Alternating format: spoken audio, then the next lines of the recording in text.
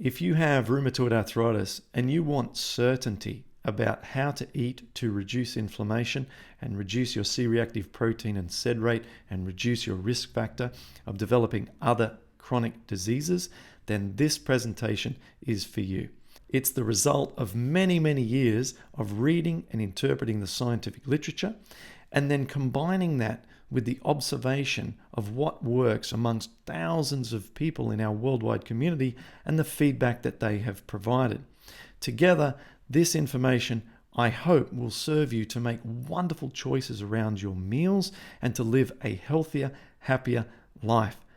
I originally gave this presentation on my friend Chef AJ's channel as a guest, and now I'm able to share it with you right here on the Rheumatoid Solutions channel. And here it is. What we're going to go through today is just the dietary component of how we try and reverse the symptoms of rheumatoid. There are other portions of this that I'm not going to cover in detail today, but Chef AJ and I have set up 6 months of these monthly live calls. So I'll be able to cover off the other 3 and also some other information around this in future talks. So don't worry, we will get to it all. It's all going to be free. And today we're going to do the one in green, which is the gut solution for this condition. But the others are crucial as well. And I don't want to put out some sort of disappointing information right at the start of this talk, but the realistic information that I need to share is that if we have such a strong, challenging condition as rheumatoid, and we only change our diet and we only and we do not make any other modifications, we are likely to see significant improvements and ones that are satisfying, but the euphoric state of building complete and confidence and control over your condition only comes if we do all of it. It's just that big of a David and Goliath situation that we need to take into account the holistic approach. And I like to refer to the diet as the concrete slab as we're trying to rebuild our health of a house of health has a concrete slab, which is a dietary platform that we'll talk about. And then exercise, mindset, a couple of essential supplements, stress reduction, and other cellular health. These other things contribute to the rest of the building of the house. But let's get into what we're going to cover today. So what to expect in this talk. I'm going to go over briefly my journey. If you want to see more about all my struggles and have a look at all of the nightmarish things I've been through, I've covered that in other presentations on our YouTube channel, also on our podcast. So talked about this a lot. So I'll give you the very quick version today to optimize our time on all the other bullet points, which is how can diet affect rheumatoid arthritis when you've got, inflammation in joints? What's that got to do with your gut, which seems to be a long way disconnected from the joints in a physical sense? And then what foods can make rheumatoid worse? What foods can make rheumatoid better? And what does the science say about all this? Because it doesn't matter what my opinion is whatsoever.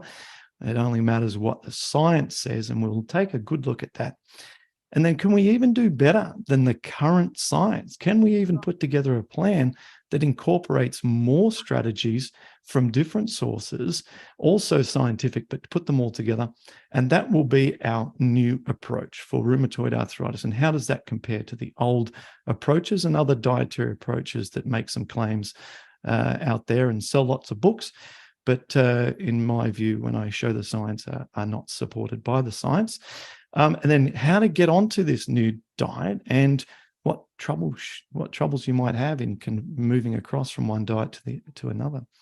And then frequently asked questions. So Chef AJ, I cannot see if we're getting questions as we go through this from the live audience, but yes, I'm so sorry. I didn't want to interrupt you. If you want me to tell you questions as they've been submitted, I'm happy to. A couple of people have asked, is what you're going to explain, could that also help with psoriatic arthritis? Yeah, great question, and thank you. So yes, psoriatic arthritis, very, very similar to rheumatoid. In fact, from a treatment point of view, it's identical. So what we'll be talking about is 100% overlap. And people that we've assisted through our program have some of the best results that we've seen have been with psoriatic arthritis. What we'll do is, if something comes up, a question that's relevant to a slide that you think would be really helpful to ask, you can ask me. Otherwise, we'll knock them out at the end. It's up to you. I don't mind. Learning the hard way. So let's have a look at what I went through. Back in 2006, when I was diagnosed, there was no podcast to listen to about reversing rheumatoid. There was no books on the internet that you could buy to tell you how to heal your gut and so on. So I went through a lot of this in a pioneering and failing manner. And my joints were very much out of control. That's my left hand, my index and middle finger, and you can see my knee, bottom right hand corner of the screen. And I, only after 3 years after diagnosis, had to have surgery on my left elbow, a complete synovectomy surgery, because it got into a 90-degree position. And when it was in that position, it was extremely swollen and very, very painful. And my doctors advised me that if it hurts, don't move it. Well, that turned out to be the number one worst possible advice you could ever give someone with a swollen, sore, inflammatory joint, because once you stop movement, you, like the saying says, if you don't move it, you lose it. Well, I lost it, and I had to have surgery on that elbow. So what I did since then is decide that it was crucial to move joints when they were inflamed, and that's been the backbone of much of our teachings over the last 10 years since we set up our business to help people with rheumatoid arthritis, since I gave a TED talk back in around 2014, which became really popular. Okay, so my first discovery as to the connection between diet and rheumatoid arthritis was after I ate a whole bunch of imported cherries without washing my hands on a long trip. And I ate those cherries by the handfuls. And by the time we'd gotten back from the trip in the country, I felt a gurgling going on in my stomach and bowel that did not feel good. And then I think I walked in the door, and within a few minutes running to the toilet, and I purged from back end to front end nonstop for about 3 or 4 hours. It was really, really, really sort of violent food poisoning that I had. And I just curled up in the fetal position and didn't eat until about 4 p.m. the next afternoon. Now, what was crazy about that is that this absolutely eliminated my joint pain. And it absolutely was mind-blowing, because because I wasn't moving, I'm lying in bed, that I'd have more joint pain, but instead I had almost none after 24 hours. So I thought, that the purging, was it the diarrhea? Was it just because I wasn't eating anything? So 3 weeks later, when I recovered, I decided to do some celery and cucumber juice cleansing. This was before medical media is making famous of celery juice. We sort of come up with this by my wife and I, just by experimenting with juicing various green vegetables and feeling my body was. And so I said, let's do that. And what happened is, after 3 days of eating and just juicing with water and celery and cucumber juice, what do you know? No pain. Okay, so then I decided, let's look at what the science says. And I went and started looking into the medical literature, which I had ignored by this point, because I'd been told there was no connection between diet and inflammatory arthritis. There's nothing you can do except take the medications, which I had been taking like a good student, and I was still worsening. And so when I went and decided studies, PubMed and so forth, I found out it wasn't just me, but 100% of RA patients all improve if they do a 7-day water fast. And so, okay, so there has to be something to do with the digestive system, because when folks with rheumatoid arthritis don't eat, we feel really, really good. At the time, I didn't appreciate a little footnote that I'll put right, which is, when the body has no calories coming in, or insufficient calories, the immune system prioritizes the inflammatory process. And so, yes, there is a connection between not eating and inflammation, due to what we'll talk about in a moment, which is leaky gut, intestinal permeability.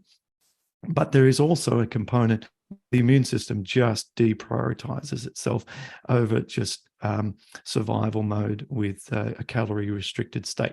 But I didn't know that portion. I thought 100% I'm going to work out what to eat because my gut has a role in this.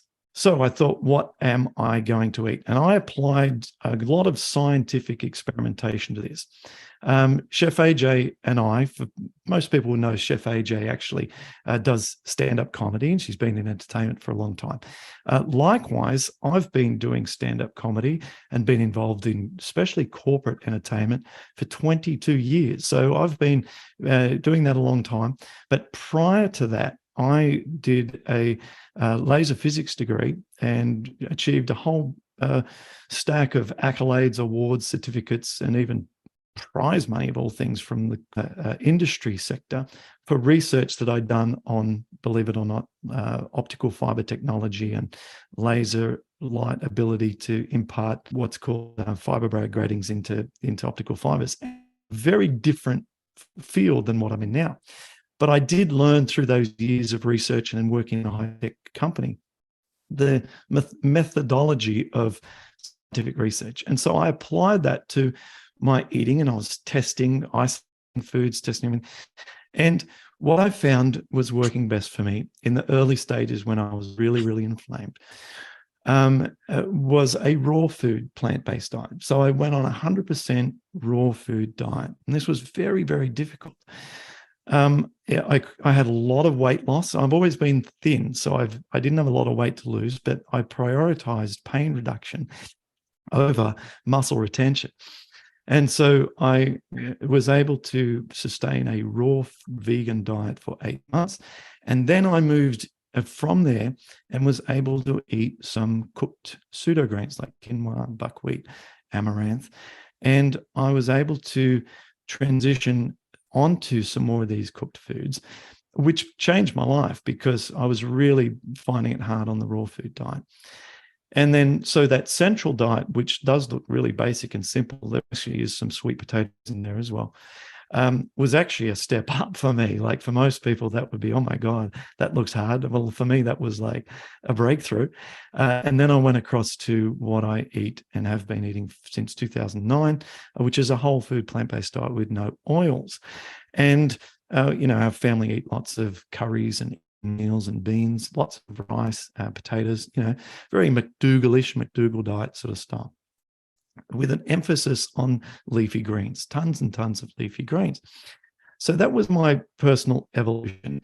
And I was able to come my methotrexate that I was on. I was on maximum dose of methotrexate at one point. And methotrexate is the most common rheumatoid arthritis medication. And I, at one point, was being told that I'd need to not only stay on the methotrexate, but add biologic drugs because my symptoms were so severe and my inflammatory markers were so elevated. At one point, my C-reactive protein was 56 milligrams per liter. It's meant to be under 5. And I've found over the years, though, that I only feel symptom-free if it's under 1. And I got to 55. All right, so I got my C-reactive protein back to normal, came off the methotrexate. And just for completeness, you might recall earlier, the swelling in my knee. I was able to get that under control and be able to run it for the first time, as you can see in this video.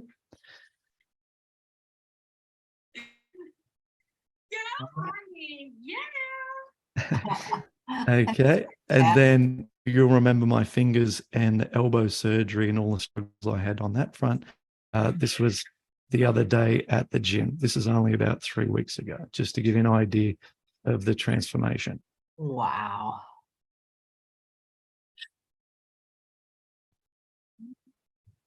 I finished that off with 3 pull-ups, but I won't tell you that. You get the point of what's going on there.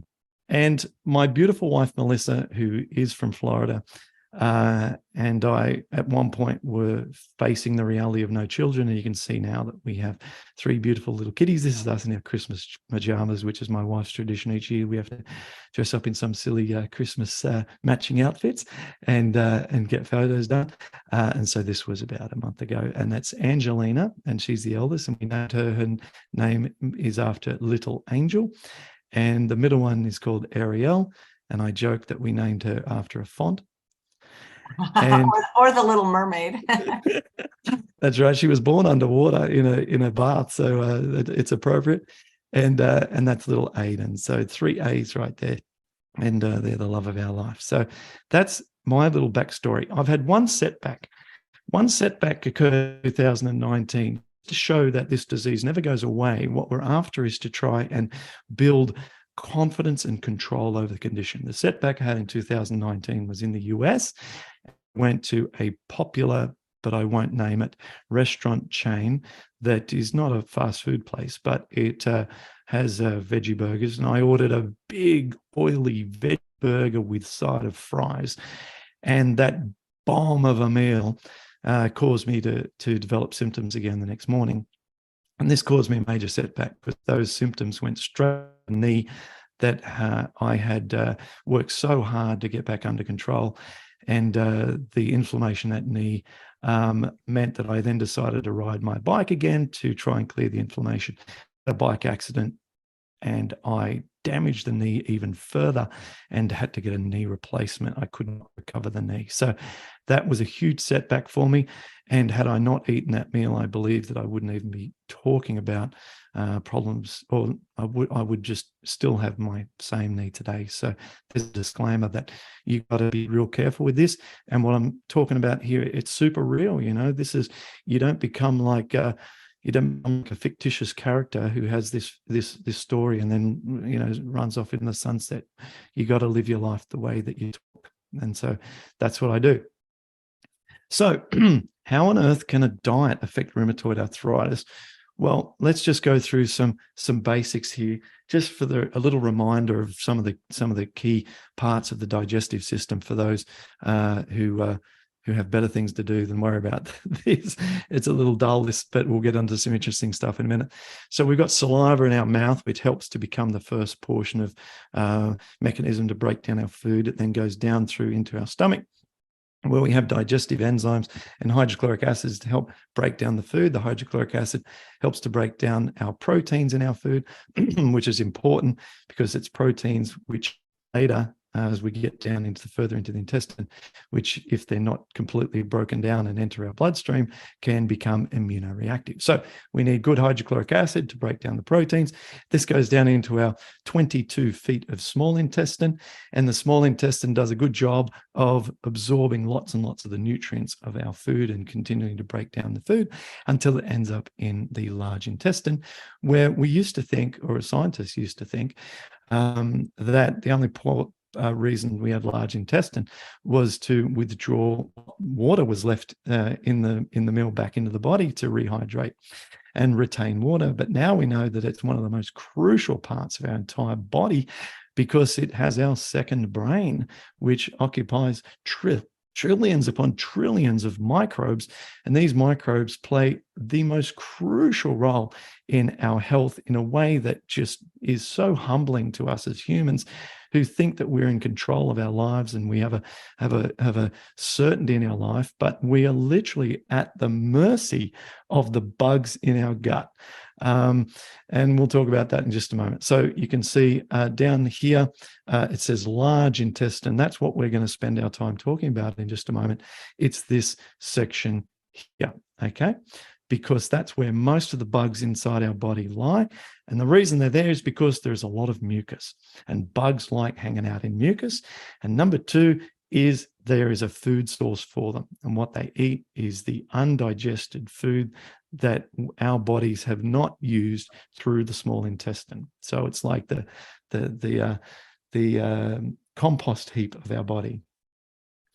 Okay, so inside that colon, we have a diagram here to explain. Now, I need to go into this level of detail because it's just trivial for me to say to reverse rheumatoid arthritis symptoms with diet, just eat that.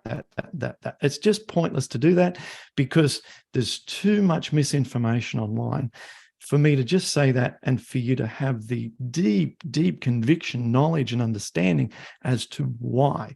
So that when you hit pitfalls and when it's not trivial, like we all sometimes feel entitled that it will be, we have this knowledge, we know the science, so that we can fall back on it and say, I know I've got my concrete slab right. So I'm going to focus on other aspects. Medications off, all these different things that we can talk about. So this is why I got to do this background science here. So as we see, this is food particles passing through the colon. These are ones that have not been completely assimilated by our body and have ended up in the colon. Most of it's plant fiber, which our bodies don't break down. However, our gut bacteria love plant fiber. That's their primary source.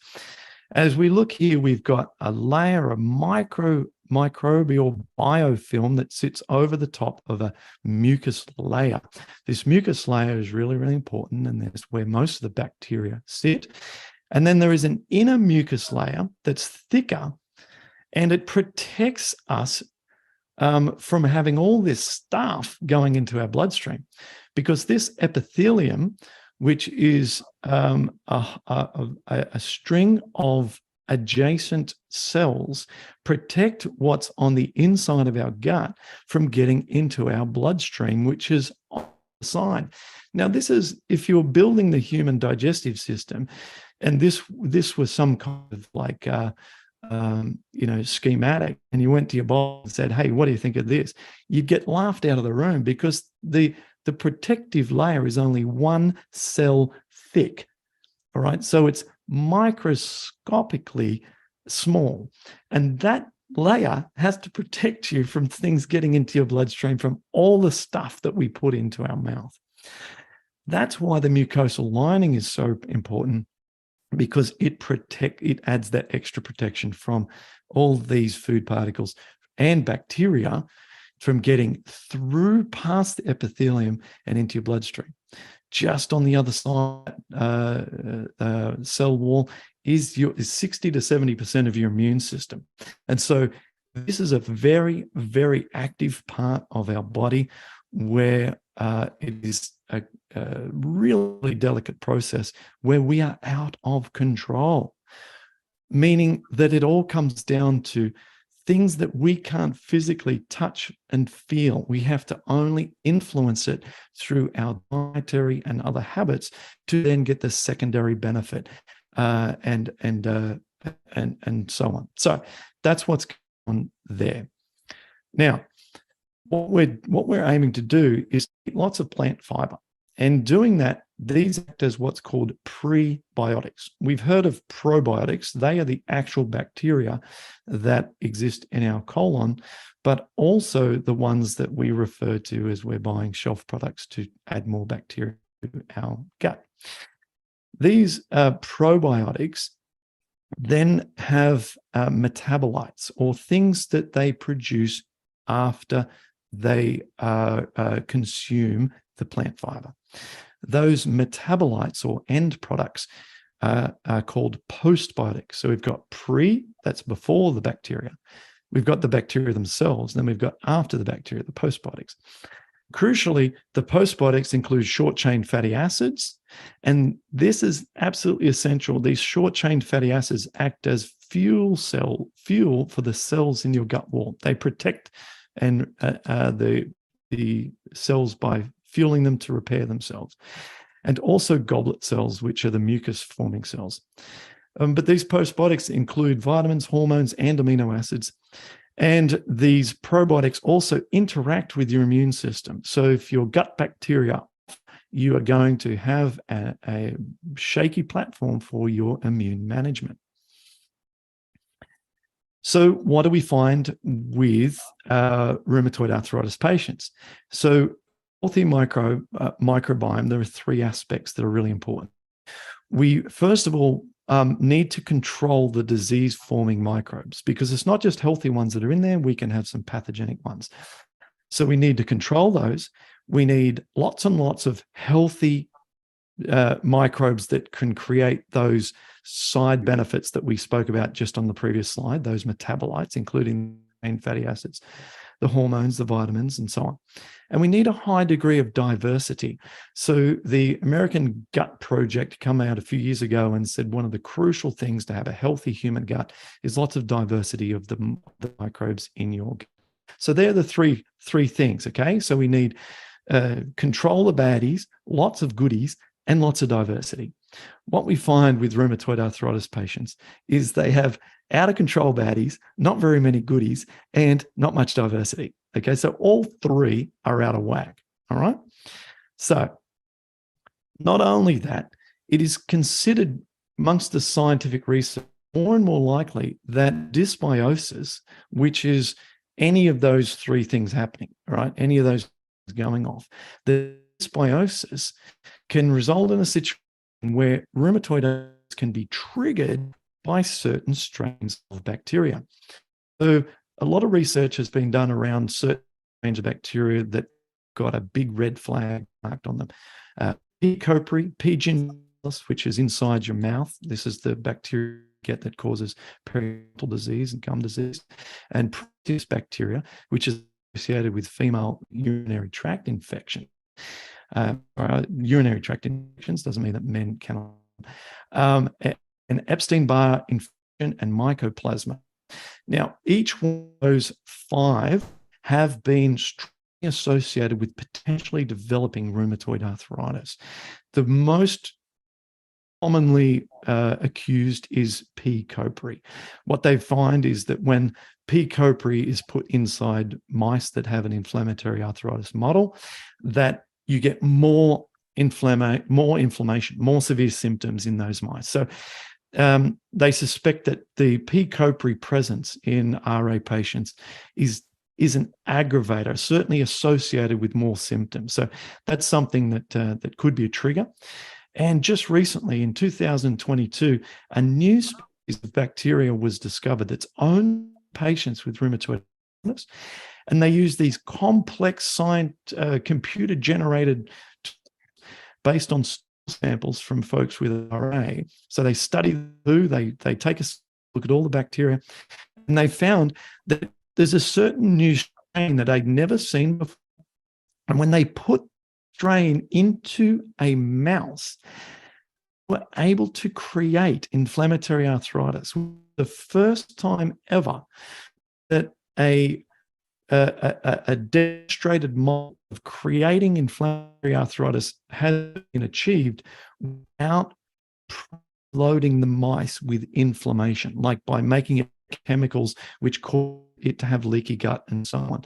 And so what scientists have demonstrated is you can now create inflammatory arthritis from pathogenic bacterial strains in mice. Does this mean bacteria cause the rheumatoid arthritis in those rheumatoid arthritis patients from which the bacteria was found? We're not at that stage yet of the research, but this is becoming convincing. Okay, so what causes inflammation in the joints?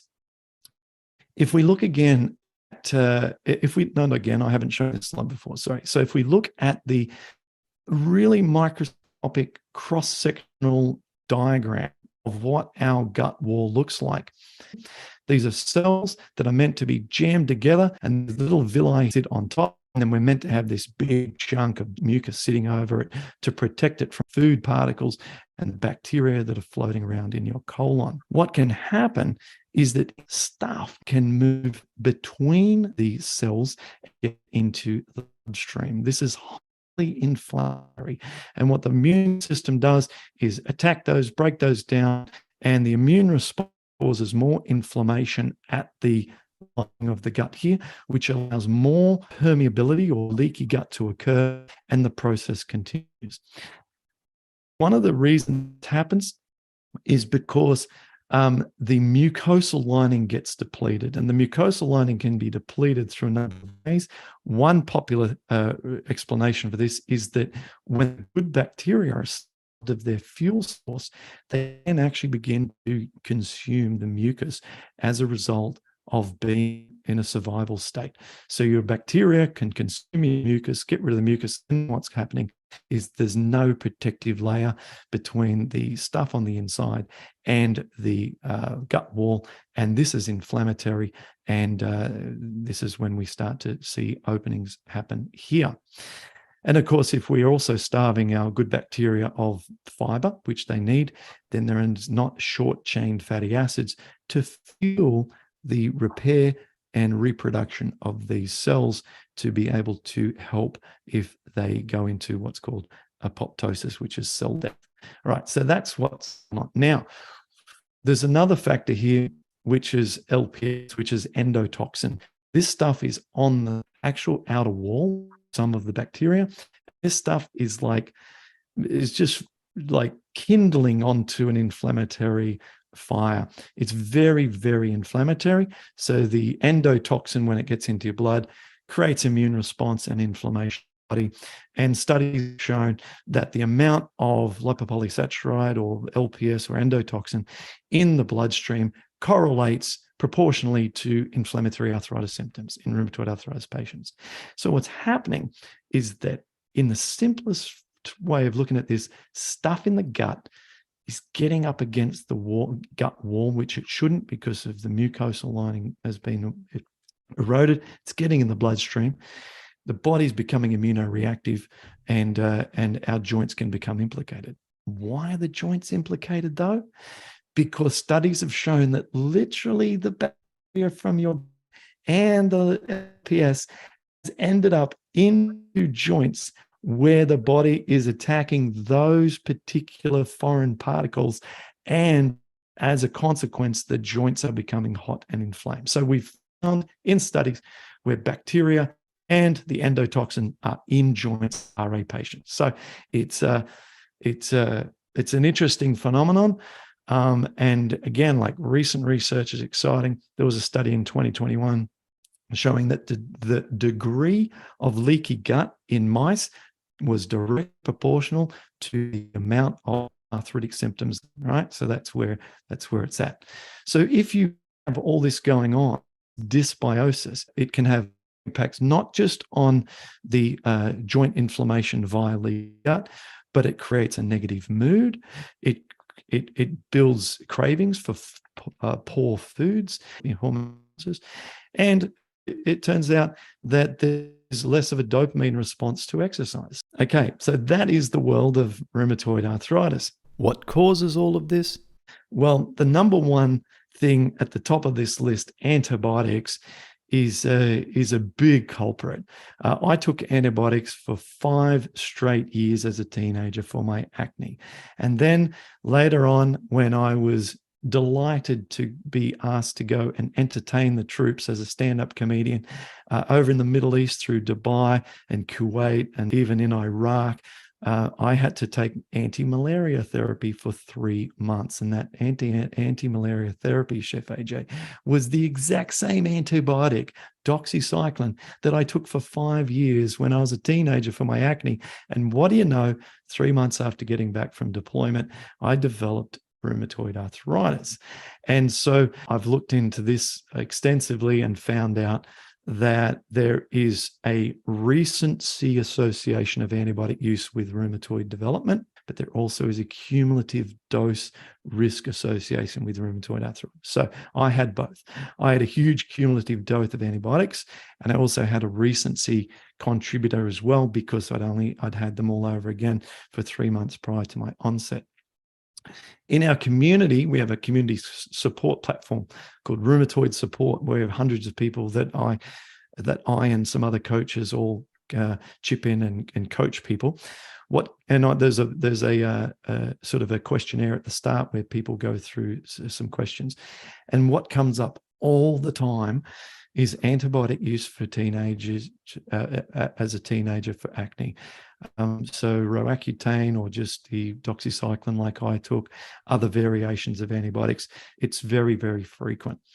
But there are other causes for this, like steroids, non-steroidal anti-inflammatories, proton pump inhibitors like antacids. And by the way, those steroids, non-steroidal antacids, they're all commonly used in rheumatology. So some of the drugs you get given for the disease actually make you worse, and the medical community are not aware of that connection, or at least they don't make that obvious when the prescriptions are written to every patient. Stress, vitamin D deficiency, sleep deficiency, and alcohol can all contribute to dysbiosis, but we don't have time for those today. So let's just go on to dietary habits, because there's still lots to cover, and I've got an eye on the time here. So foods that can exacerbate rheumatoid arthritis symptoms. So I'm going to read through these, but then I'm going to go deep into meat, dairy, and oils. All right, so that's what we're going to do. So again, I'm going to read through them quickly and then just focus on meat, dairy, and oils. They're the big three. They're the nightmares. So we need to talk about them. So I will in a moment. Let's look at the fourth one. Yeah, I'll get to that later. That bullet point is probably not in the best spot there. So we got meat, dairy, and all contribute to dysbiosis. I'll show you the studies just shortly, but also coffee, processed foods, and alcohol. So for the coffee lovers, I'm sorry to say that both decaffeinated and regular coffee intake is associated with an increased risk of rheumatoid arthritis. I'm sorry about that. The problem with processed foods is that you've removed the crucial fiber needed for the colonic short-chain fatty acid production. And alcohol is a disinfectant that's used to, as Dr. Clapper always reminds us when he's a guest on our live support calls. Alcohol is used to disinfect instruments before surgery because it kills bacteria. So do we really want to be putting something that kills bacteria into our body when we are so dependent on our bacteria for our immune system, our health, and avoidance of autoimmunity? No, we don't. I've got a few little sort of disclaimers around that with red wine, but anyway, we don't need to go there. Additional food sensitivities that vary from person to person is another challenge. So I'll cover that in an upcoming slide. So what happens is when you've got dysbiosis and leaky gut, some of the food particles that are leaking into your body actually create food allergies, because those foods are getting into your bloodstream and your body starts to become immunoreactive to protein in that food. That's why you develop the food sensitivity. So we heal the gut via these strategies that we go through, and we can reduce our food sensitivities. Okay, so let's look at meat. It's tough for people to give up their meat, and I understand that. I come from a farm where we used to eat meat 3 times a day, breakfast, lunch, dinner. And Dad was so proud of it because we didn't have to pay for it. Literally, like, we'd be eating the animals on the farm. It's maybe not nice to hear about, but that was what we did. And I thought it was totally normal. And one time I literally spat the bullet out, like I nearly broke a tooth, and I spat the bullet out onto my plate from an animal that had been, prepared for dinner. So that was the lifestyle that we were living. And so I didn't want to give up meat. I always thought I'd be too skinny if I gave up meat. I felt like it was the backbone for protein production and so on. So I'm not coming at this from a bias of environmental or ethical reasons. I'm coming at this, at least initially, purely from health point of view. And later, the other 2 components have become passions of mine. But from a health point of view, what's been demonstrated is with meat intake, a big cross-sectional study in 2021 showed that high consumption of red meat intake brings forward the onset of RA by nearly 7 years compared to those people who are low consumers of red meat. A high meat diet increases leaky gut. Within a few days of eating high animal fats, and overgrowth of microorganisms or bacteria occurs that's capable of causing inflammation in the bowel. And if we eat too much excessive proteins from animal foods, we can get toxicity of the bowel. And a published review of the impact of meat and rheumatoid arthritis states that meat and meat fat have been found to have one of the highest dietary links to rheumatoid symptoms. So this is a review of all the literature, not just one study, but they've gone and looked at the whole body of science and said, meat, the biggest associated problems with rheumatoid. And then there was a single study where a woman just stopped eating meat and got rid of her symptoms. And of course, animal meat contains no dietary fiber. So if we're putting anything in our mouth that does not contribute to the production of healthy metabolites by our gut bacteria, or providing some other important phytonutrients or vitamins and minerals, then why would we eat it? Big fat fish, what about fish? Well, fish information, it applies exactly the same as the rest on meat, with the exception that fish does contain the long chain omega-3 fats. However, there is a lot of reasons to avoid eating fish and simply to supplement with the algae version of omega-3s. Then you're avoiding the significant and real risks, according to the World Health Organization, of mercury and other heavy metal poisoning associated with fish, and the complete destruction and ecosystemization, if that's a word, of the oceans that occurs with fishing. You can get all the benefits proven by science by algae omega-3 supplement. So we don't need to eat fish. Here are a whole bunch of studies that I've just mentioned. If anyone wants to see what they are, you can take a screenshot, pause the video, and you'll be able to check out the studies. What about dairy? Dairy could possibly be even more allergenic than meat, or inflammatory than meat for RA. Just going through these in order. In one study, a woman just literally stopped and started dairy and was able to turn on and turn off rheumatoid arthritis. Another study, when all dairy products were removed from the diet of patients with seronegative RA, about 50% of them went into remission. Okay, now, if you're eating dairy and you have rheumatoid, it's almost thrilling to me to be able to say, look, just cut dairy and you might feel significantly better tomorrow. One of these low-hanging fruit scenarios. Okay, and then a study in 2018 found an association between developing rheumatoid arthritis and a bacteria found in cows and dairy foods. So the bacteria that's only in cows and dairy foods was associated with the development of rheumatoid arthritis in a mechanism I talked about earlier with P. gingivalis, P. copri, and so on. And cow's milk consumption was associated with increased gut inflammation, worsening of digestive discomfort, slow bowel movements, and decreased mental health. All right, so the study for all that are on the next slide. What about bone health? It turns out that surplus calcium is not beneficial. Getting more than about 600 milligrams per day, which is easily achieved on a plant-based diet, does not make bones stronger. So you do not need to worry about that if you're on a whole food plant-based diet, as long as you're getting over 600 milligrams a day, which, as I said, is easy. And here are the studies on that. This is a real issue with rheumatoid, with osteoporosis and osteopenia. And one of the the best studies on this are around loading the bones. The reason we can develop osteopenia, osteoporosis with rheumatoid and osteo is because we don't want to walk on our sore knees and we don't want to exercise because it hurts. But as a result, we're not building bone density through exercise. All right, exercise is crucial when it comes to bone mineral density.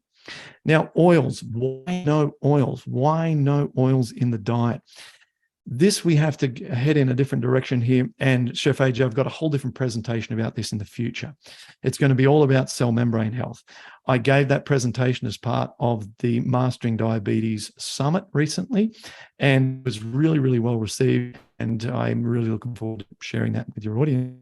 The real quick version for today, for completeness here, is that all the cells in our body, of which we have like trillion cells, they are the building blocks of our body, and the outer membrane of those cells does contain carbohydrates and proteins, but it does also contain fats, and these are polyunsaturated fats and some saturated air, which we don't want too much of because it affects the breathing of the cell. But the polyunsaturated fat ratio is really important, and if we have too much omega-6 fat as opposed to omega-3 in the cell membranes, then the result of that is that when those fats are released into circulation, they can have different inflammatory responses in the body. So omega-6 metabolites or omega-6 polyunsaturated fats, when released from the cell membrane, can be pro-inflammatory, and the omega-3 fats can be anti-inflammatory. Most people are aware of that. And what I can add to this equation is that in the past, well, first of all, the ratios now we're seeing around the world for Western countries is that people's ratios are between 20 to 50 to 1. And our evolution diet, it's expected that based on ancestral eating, that it was more like a ratio of 1 to 1. And it's currently believed that healthy cells are up to a ratio of about 4 to 5 to 1. I had mine the other day, I'm at 4.4.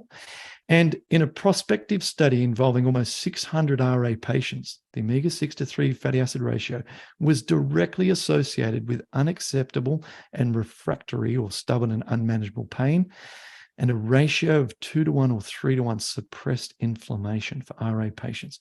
We need to get this ratio down, okay?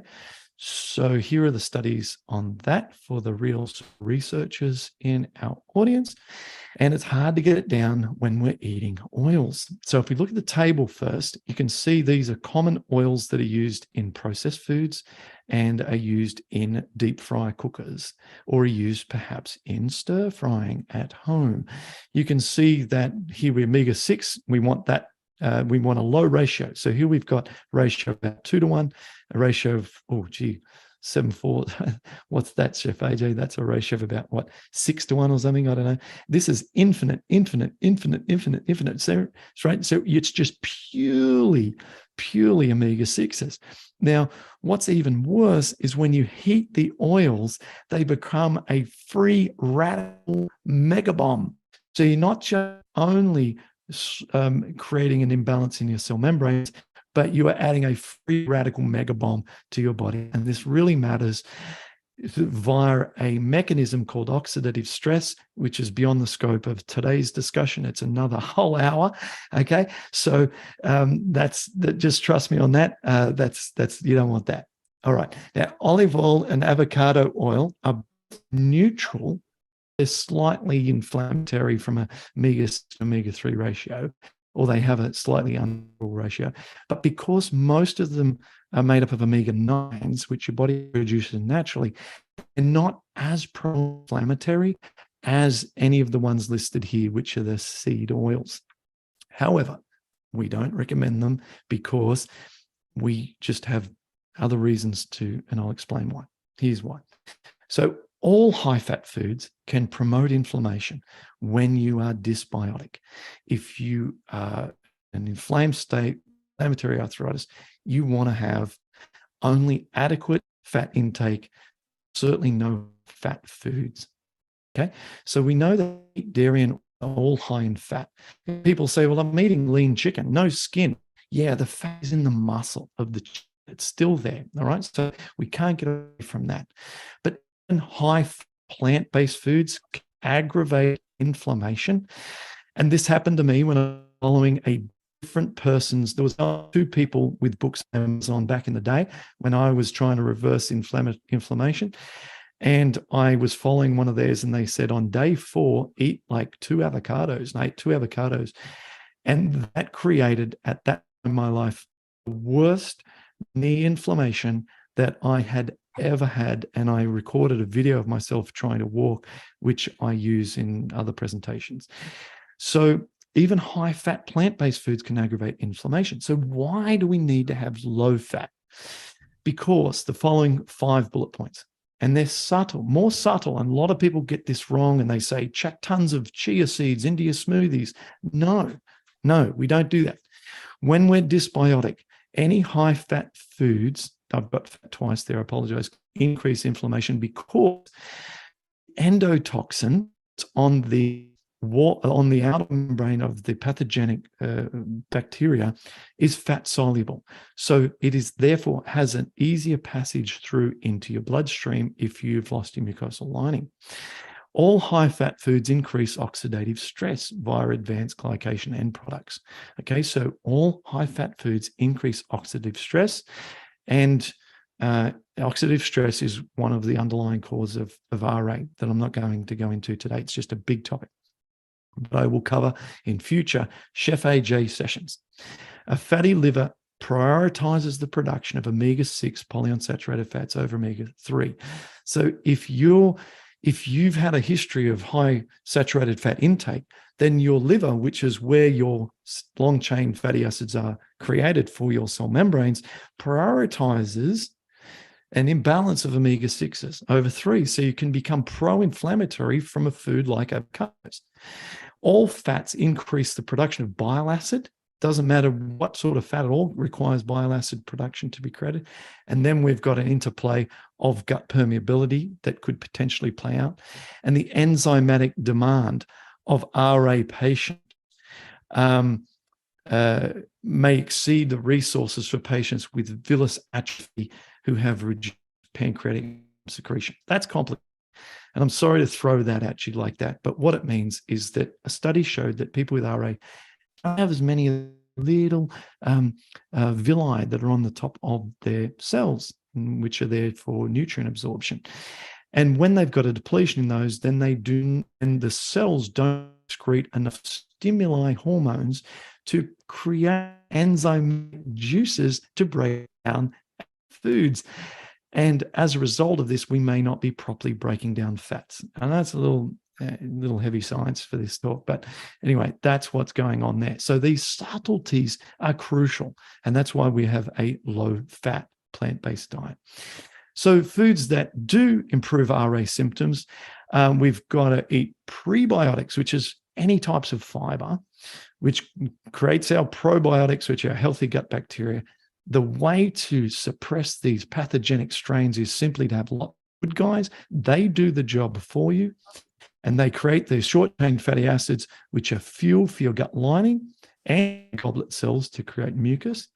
This reduces inflammation at the gut wall because there's no longer the pathogenic bacteria or the endotoxin presenting at the gut wall.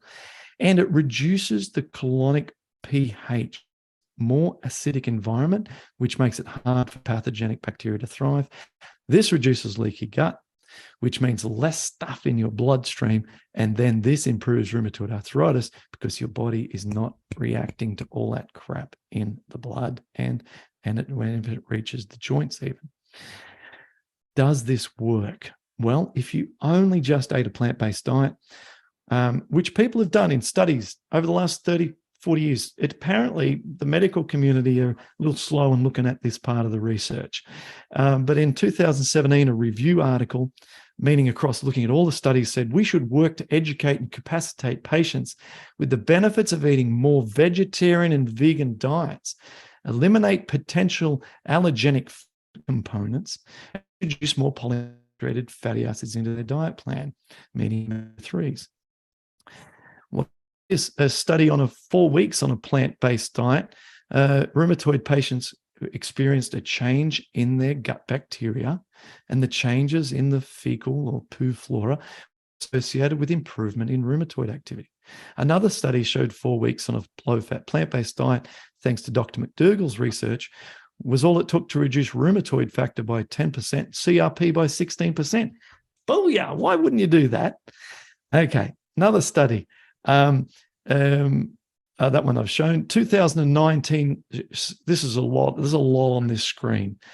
I know that, so let me just read this out. Several studies have shown that joint pain and other RA symptoms may be modified by dietary factors. Excess body weight and diets that include animal products exacerbate RA symptoms from pro-inflammatory effects. In contrast, diets rich in vegetables, fruits, and fiber achieve lower body mass index, lower inflammation, and help reduce pain and inflammation in patients. Studies have shown that the dietary fiber found in these plant-based foods can improve gut bacteria, increase the diversity, potentially reducing inflammation and joint pain. Okay, so what about a 2020 review study? Again, looking at all the science. These are independent reviews on the literature. early manifestations of RA could be potentially delayed with dietary interventions based on the beneficial effect of vegetarian and vegan diets with, again, omega-3s. The long-term effects of these dietary manipulations could help in reducing RA disease activity, delaying disease progression, and probably decreasing the dose of drugs used for the treatment of patients, globally improving RA patients' prognoses. So the ideal dietary approach, should we just go and eat a whole food plant-based diet, or is there more to it? Well, I can assure you there's more to it. All the studies that we've just looked at have just done a whole food plant-based diet. We can do even better than that. And I believe that's what we're good at, is taking all the science from all the different studies, putting it all together with now the 16,000 people who've been through our program. And all that feedback that I've received, if I look at my help desk, we've got over 60,000 emails from people in the last 7 years corresponding with us and telling us what worked, what didn't work. And so this is what I believe we need to do to further improve upon a plant-based diet. We know that there are food sensitivities that are unique to people. Some people have trouble with corn. Other people have trouble with wheat. Other people might have trouble with sweet potatoes, even your favorite, Chef H. Oh, that would be terrible. I know. It's a disaster. It's a catastrophe. Okay, but what can we do about this? Well, what we can do is to try and at least get as much of the science into the diet as we can and hit 9 out of 10 people perfectly, and then make some small modifications for the 1 in 10. So we want, obviously, the no meat, dairy, and oils. We need it to be low fat, but it needs to be adequate fat intake. Okay, so we don't want to be not hitting our daily intake of essential fatty acids. That's obviously unscientific. So we want to reduce metabolic acidosis by having alkaline forming, tons and tons of leafy greens, which are one of the favorite foods of your gut bacteria, rich in enzymes to help you break down the foods, rich in potassium, which a study has shown has been beneficial to RA patients, lots and lots of water, which we know is crucial for the hydration of cartilage, prebiotic fibers, and that I'll talk about in the next slide.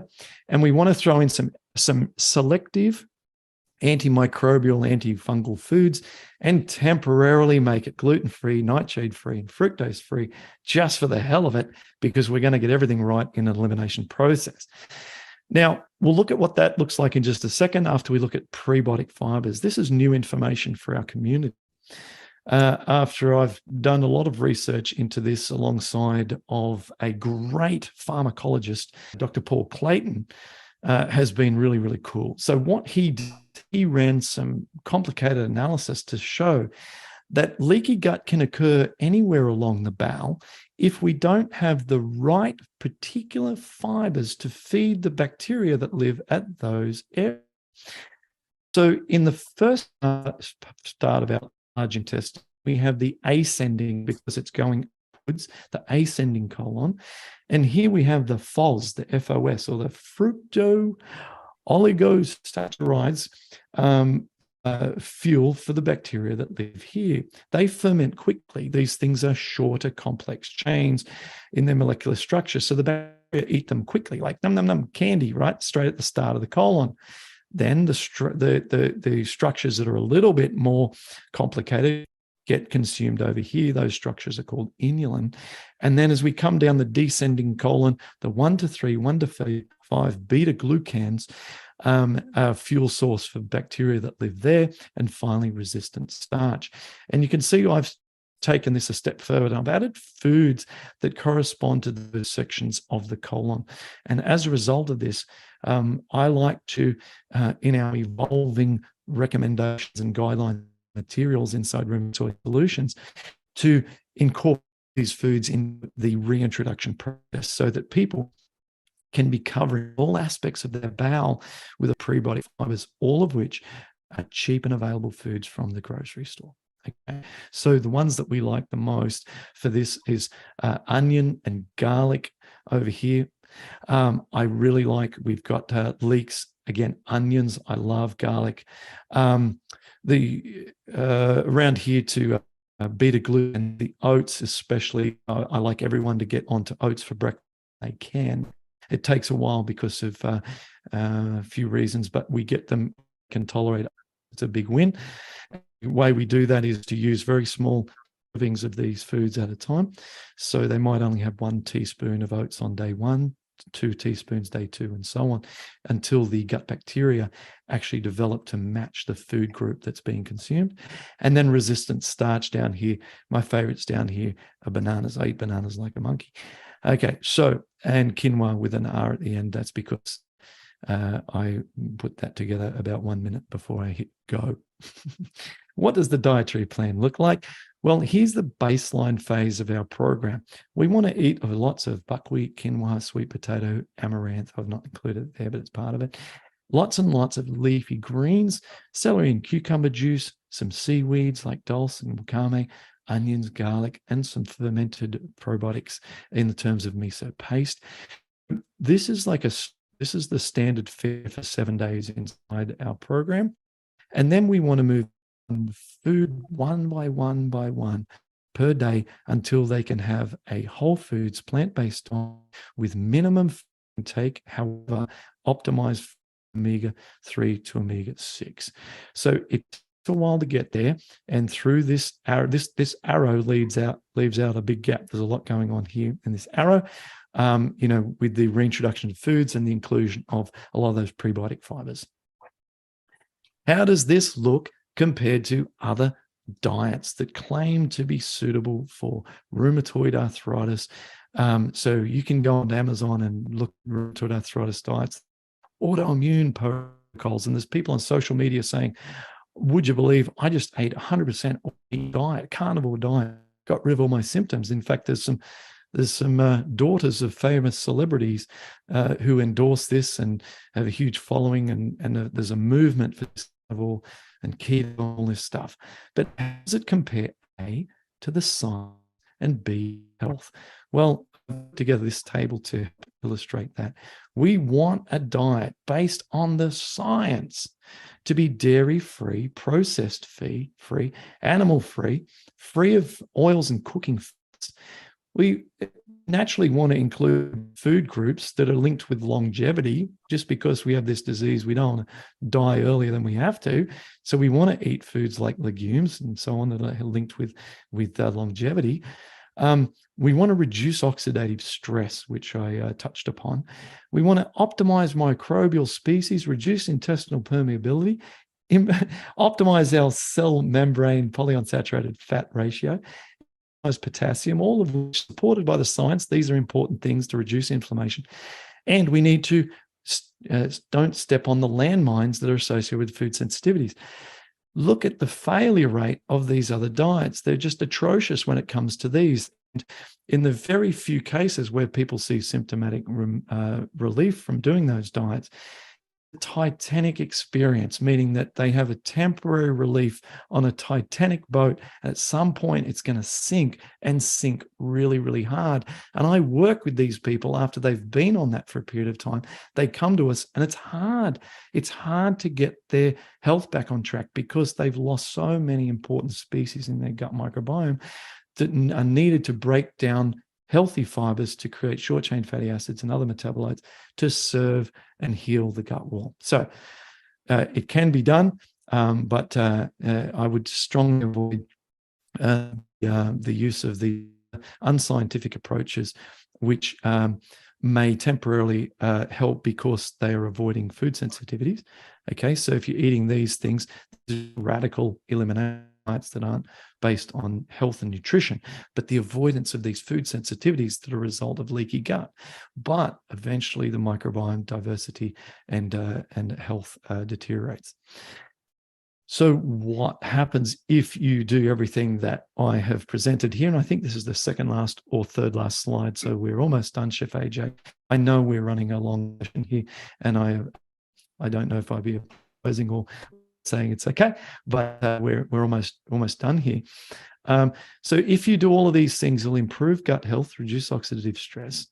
I should say there's a good chance that you can improve gut health, reduce oxidative stress, improve cell membrane composition, improve your joints, potentially lower drugs, sometimes tapering disease-modifying drugs. On the Rheumatoid Solutions podcast, freely available on all podcast platforms, you can listen to story after story, week in, week out, of our clients who come on and tell their stories about their disease reversal, their improvements, and so on. And so there's countless examples that you can enjoy listening to and be inspired of, and all the other great things that you can see on this screen. We do all of it over at rheumatoidsolutions.com. We're famously known for the Patterson program. I have wrapped the Patterson program into a more of a complete and more of a service solution for people, so that we can serve them with monthly live coaching calls. Also, we have now nearly 1,000 short videos that common RA problems, everything to how can I improve my foot pain to what do I do? I've got low white cell count, and everything in between. And it's all inside the Rheumatoid Solutions library component inside Rheumatoid Solutions membership. And the reason it's there is because I've been interviewing rheumatologists and medical doctors on our live calls for years, and found that I had all this information that could be chopped up into little bite-sized chunks and made searchable like Google. And I've put it all inside here for people who want to have the scientific approach to reverse inflammation, but also want to connect with myself and rheumatologists regularly and have a library of answers at their fingertips. Oh, that was great. That was amazing. Thank you. I feel like I was at a conference, and I'm really looking forward to the one on the oils, because, there are a lot of people that avoid oils for different reasons. And so this will be very interesting. I just want to say thank you for mentioning things like, caffeine and alcohol not being favorable for people with arthritis, because it's touted as health foods for so many reasons. But people have to realize, just because it's good for one reason doesn't mean it's good for everybody and for all reasons. Yeah, absolutely. Yeah, both of those I gave up years ago. So yeah, it's important. When you have this condition, it's absolute misery so much in life that you want to do everything right to feel better. Yeah.